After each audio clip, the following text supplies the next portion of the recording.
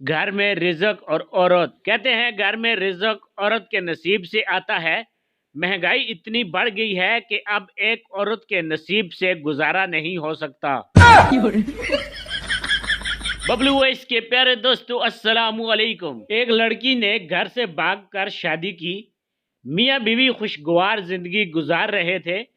एक दिन किसी मामूली सी बात पर दोनों में झगड़ा हो गया और नौबत हाथ-पाई तक पहुंच गई। बीवी ने करीब रखी हुई छुरी उठाई।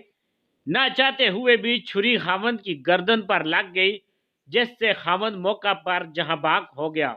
Oh no! बीवी कुछ देर तो सकते की हालत में रही, फिर पकड़े जाने के डर से लाश को दफना दिया।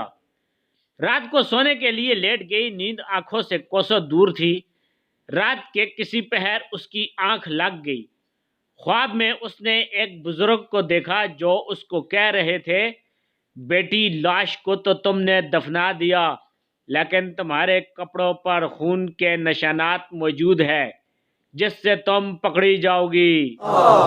लड़की घबरा कर बोली, बाबा जी फिर मैं क्या करूं?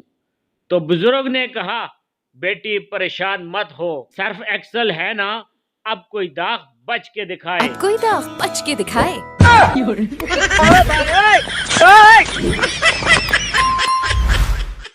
मोहज़्ज़ज़ सामीन ग्राम, अगर आप हमारे चैनल पर नए हैं तो आपसे गुजारिश है कि हमारे चैनल को सब्सक्राइब कर दें। Thanks for watching. Allah Hafiz.